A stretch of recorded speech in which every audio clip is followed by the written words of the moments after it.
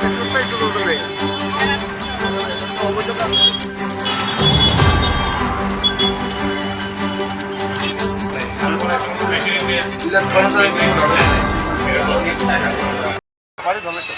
নিয়ে আসেন?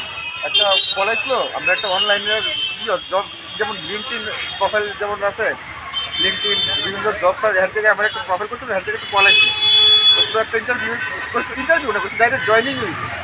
আমরা মেসেজটা দেখে আমরা মেসেজটা দিতে পাঠাইছি। কি কোম্পানিটা? এটা সৈনিক সিকিউরিটি সার্ভিস। আচ্ছা, এখন আয়া কি দেখছেন? আয়া কয় আমরা এই মেসেজ সবাই। আচ্ছা আচ্ছা, আপনি আয়া কি দেখছেন? আমি দেখছি জয়েনিংটা ডাউনলোড ইন্টারভিউ হয়েছে। হ্যাঁ, ইন্টারভিউ হলো গেলাম, হলো আপনার এই ডকুমেন্ট দেখলো, হলো এই কাজ, আপনার স্যালারি দিব।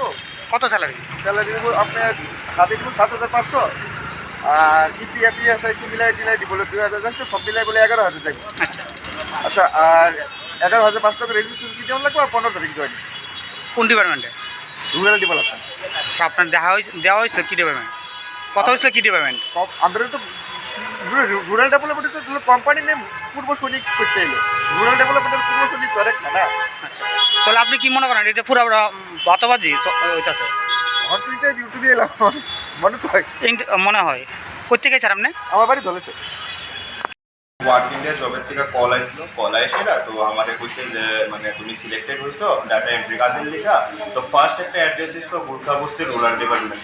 তো কালকের আগের দিন তো মানে গতকাল রাত্রেবেলা না সন্ধ্যা নাগাদ আমাদের আরেকবার কল আসে, কল এসেরা কইছে যে অ্যাড্রেসটা চেঞ্জ হয়েছে, আর আপনি গিয়ে সেটা মানে যার লোকে কন্ট্যাক্ট করবেন তার নাম হয়েছে মিস্টার অনিল কুমার। তো নাম্বারটা আর অ্যাড্রেসটা আমার দিয়ে দিছে, উডল্যান্ড পার্কের অ্যাড্রেসটা দিয়েছে আর নাম্বারটা। তো আমি যখন কল করছি আজকে সকালবেলা তাই নেড়ে, তো তাই নিয়ে সেটা কইতাছে মানে যে আজকে 10:30 থেকে 11টার ভিতরে উডল্যান্ড পার্কের ভিতরে আয়া পড়তাম। বাট ভিতরে কি মানে আমার পরে ইন্টারভিউ দিতে যখন বেরোলে মানে যখন গেছি তো মানে ভিতরে যাওয়ার পরে বোঝা গেল যে একজনের কাছে 11 মানে আমার কাছে 11,500 টাকা, আরেকজনের কি বাবদ মানে এটা জবের লিগা একটা এন্ট্রি ফি হিসাবে 11,500 টাকা নেওয়া হয়েছে। এটা কোন ডিপার্টমেন্টে জবটা দিব গেছে? এটা গভর্নমেন্ট ডিপার্টমেন্টে, রুরাল ডিপার্টমেন্টে।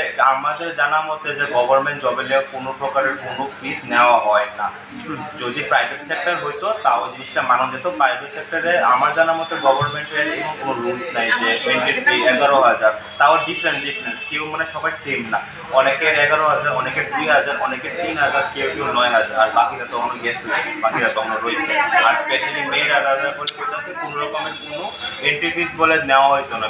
মেয়েরা ক্ষেত্রে বলে কোনো রকমের কোনো এন্ট্রি ফি বলে নেওয়া হয় না। এবার ছেলেরা ক্ষেত্রে কেউ ক্ষেত্রে 11,000, কেউ ক্ষেত্রে 5,000, কেউ ক্ষেত্রে কি সিকিউরিটি গার্ডের লেগে কইছে না ডাবল ডিপার্টমেন্ট? নামটা প্রথম দিছিল পূর্ব সৈনিক সিকিউরিটি সার্ভিস, পূর্ব সৈনিক সিকিউরিটি সার্ভিস, টোটাল স্যালারি पूर्व सैनिक सिक्योरिटी सर्विस, टोटल सैलरी 10,000 और पीएफ डेडिकेटेड মানে পিএফ কাটতে সেটা 2,500 টাকা, মানে পিএফ কাট পর বাকি 60,000 টাকা বলে হ্যান্ড ক্যাশ দেওয়া হবে। সব কিছু ডিটেইলস আছে। এটা সিকিউরিটি বাবদ সব কিছু ডিটেইলস আছে। এটা সিকিউরিটি গার্ডের লেগে নেওয়া হয়েছিল এটা, কিন্তু ডাটা এন্ট্রি হিসাবে, হ্যাঁ as a data entry operator হিসেবে এই জবটা নেওয়া হয়েছে। কিন্তু এখন কইতাছে কি কোন ডিপার্টমেন্টে দিব কইতাছে? হ্যাঁ, আর একটা দাদা আছে, দাদা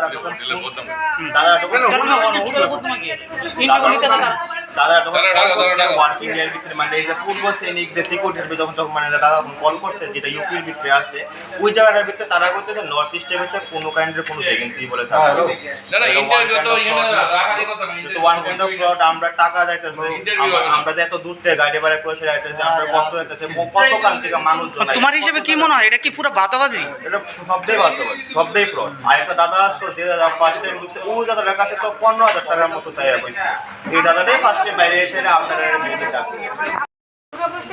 কালকে সন্ধ্যাবেলা ফোন হয়েছে কইছে যে এখানে আয়েন, আপনি এই নাম্বারে করেন, আমরা মোবাইলে মেসেজ করেছি, তো এখানে আইতে বলছে। তো এখানে আসি আমি মানে জব দেওয়ার দিকে আমি প্রথমে ঢুকছিলাম। তো প্রথমে ঢুকানোর পর আমার সব ডকুমেন্টস কী কী লাগবে সব জিজ্ঞেস করছে। আমার কাছে এরপরে আমার কী কী লেখা দিচ্ছে যে লাগবে, আর স্টাম্প সাইজ স্টাম্প লইছে, আর স্টাম্প পাসপোর্ট সাইজ ফটো। আমি এটি আনতে গেছিলাম। এখানে আয়া শুনতে সেই একজনের কাছে টাকা দিচ্ছে, আমার কাছে কিছু চাইছে, কিন্তু একজনের কাছে টাকা দিচ্ছে। কতজন থেকে টাকা নিচ্ছে? এই 2-3 জন থেকে মিনিমাম আমি এখন শুনতেছি। জবটা কি দেওয়া?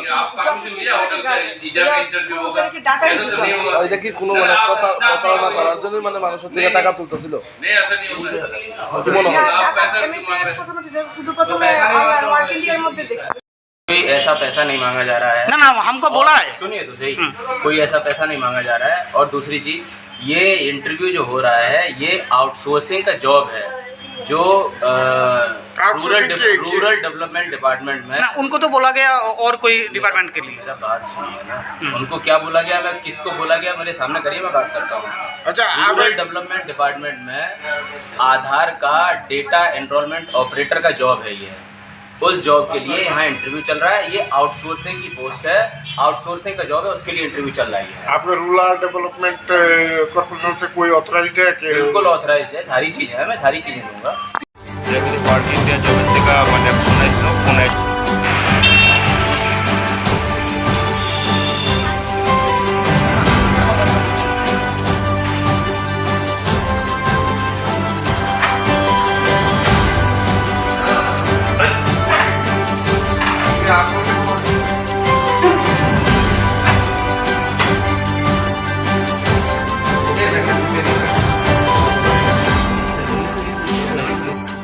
हेलमेट लो, ছবিটা লে দিন।